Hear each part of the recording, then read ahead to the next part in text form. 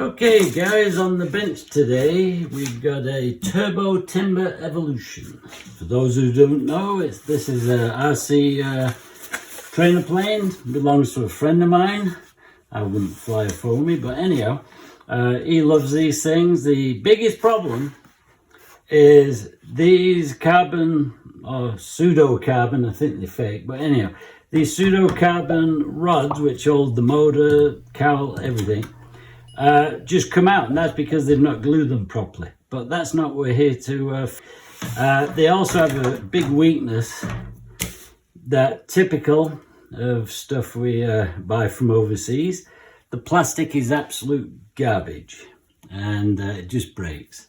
So it's like, you know, see how easy it is? Just breaks. So he's gone through, I think it's 3 or 4 of these mounts.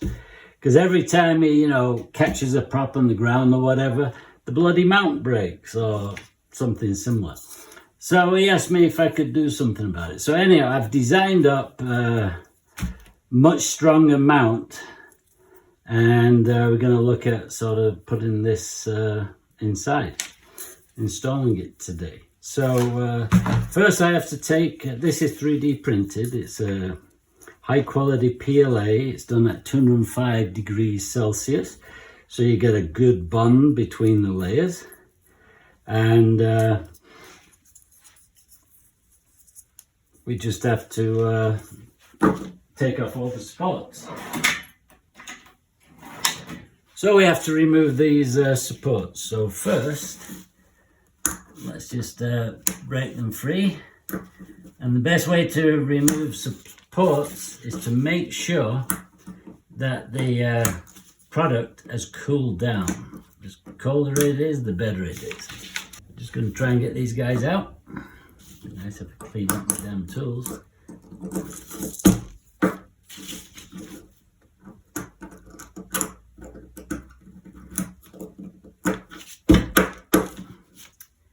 All right, we'll just have to push them out. All right.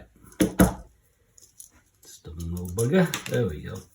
So the internal supports are removed. So now I just have to remove these outer ones without actually damaging the parts.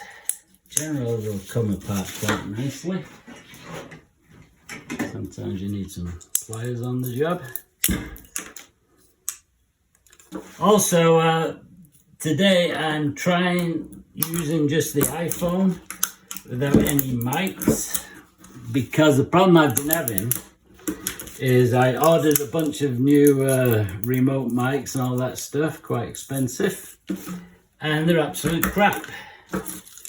You know, I'm using my iPhone, and I power the iPhone from a LiPo battery, so that I don't run out of power halfway through, you know, something like that, which happened to me the other day, actually.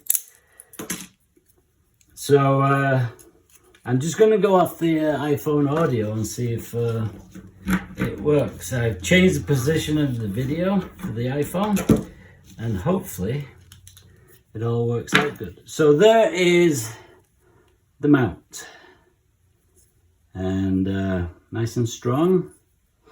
A little heavier than the other one, which is fine. Adds a little mass to the plane, which this plane I do believe really needs.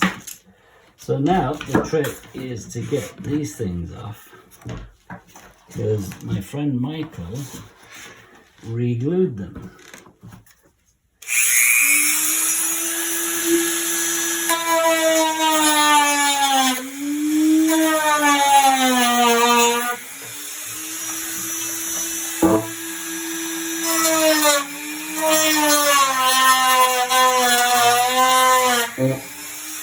Get any joy with this now.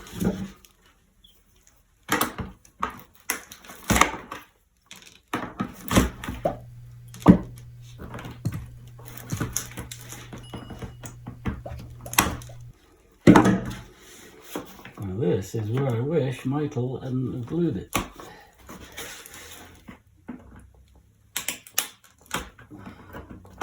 You have to basically peel this sucker away.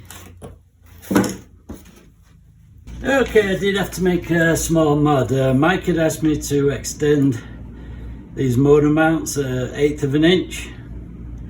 So I did, and that's about like 3mm. But this sidewall also comes up with it because it's tied together in the design. So I did have to just notch out here for the cables. No big deal.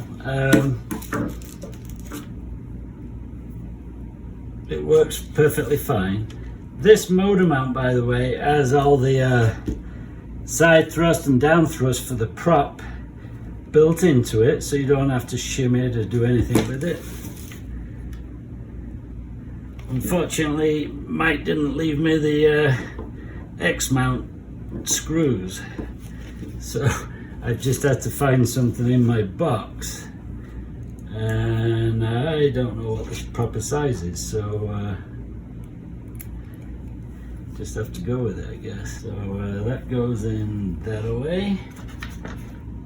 So just have to slide it over these existing tubes. There we go. So it's got right thrust and down thrust, so with the right way up. So now, I don't have any of the other parts for this, so I'm just, as we say, winging it, if you'll pardon the pun. And now I just have to do a test fit. When I was designing this thing, man, it was a pain in the ass. Because this cowl has so many little tabs and doohickeys in it. Why, I don't know. But I guess it's to help stabilize the cowl, because the rest of it is only foam.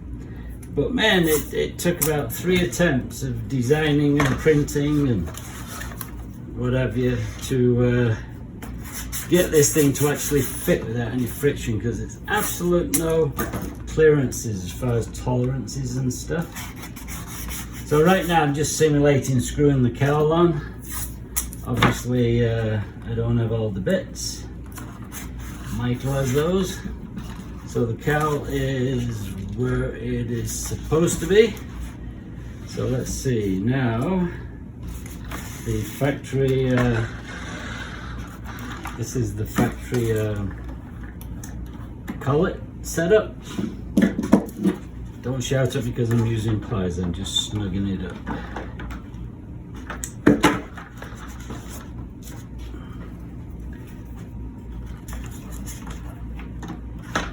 And there we go, nice and clear of the cowl.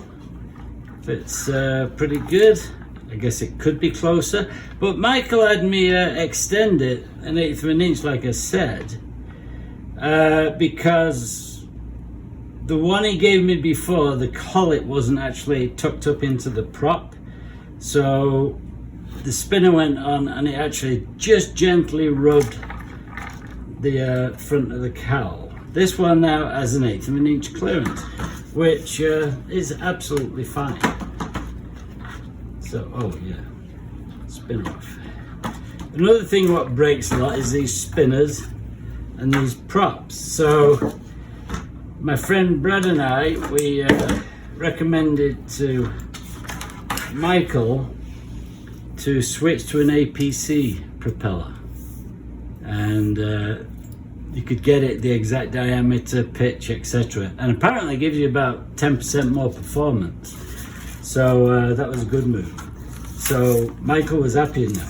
Now this is the 4th plane, or the 4th timber that Mike has. There's I don't know, about probably another 5 or 6 in the club, so it's a pretty popular plane. This one, the Evolution, is it? Yeah, the Evolution. I test flew a bunch of them for some of the guys when they first bought them, and compared to the original timber, it's like night and day, to be honest with you. The original had such crappy control arms that the mechanical moment would lock up on you, so you could never really come back to zero naturally when flying. It was always like wanting to do something out of your control. This one, it actually flies good, especially for a foamy. Now, if they just make it a little better quality, i.e. glue these things in. Michael was flying a couple of weeks ago, and all of a sudden his motor goes flying out all by itself, and it was this entire body, 4 rails, everything, plus the engine mount just came flying out. And it's because they only put a couple of little dots of glue on the back side of this. When I rebuilt Brad's, I used flexible shoe glue and just coated the damn thing, and he's never had a problem. Several other guys have had problems where these things are coming out, and especially the motor mounts are breaking. Now, Michael test flew last weekend with one of these motor mounts, and he said it's absolutely wonderful, and he actually wants to sell it on, I guess, eBay or someplace. So I'll give you an update if he does want to sell them. I don't mind making them, I just don't want to bother selling them. So anyhow, this needs to be all glued up now. I don't want to do it because it's Michael's plane. I've got the mount done for him, and that's good enough as far as I'm concerned. So yeah, thanks for watching this video. I've got one more of his to do because he lost 4 planes because of these mounts, and I'll get that done, and then get back onto the Dragon 2, which one half is already done. Unfortunately, I was having problems with cameras and audio and all kinds of crap, so that's why I'm trying this different setup today, and this is a good little video to test it on. So this is plane, I guess, number 4. The back mount is loose, obviously. All these guys are loose, and this is from the factory. Can you believe that? It's absolute shit. And it's unfortunate because, you know what, it's fairly inexpensive. It's a nice little trainer or knockabout plane for people. So anyhow, I'll get another motor mount done, get it on, and then Michael can finish them off. Thanks for watching. Hey, if any of this stuff's good for you, subscribe. At least give us a thumbs up. That really helps. And a like. But go check out my playlist. There's hundreds of videos on scale models, museum quality competition models that I've built, jets, prop planes, you name it. Go check those out.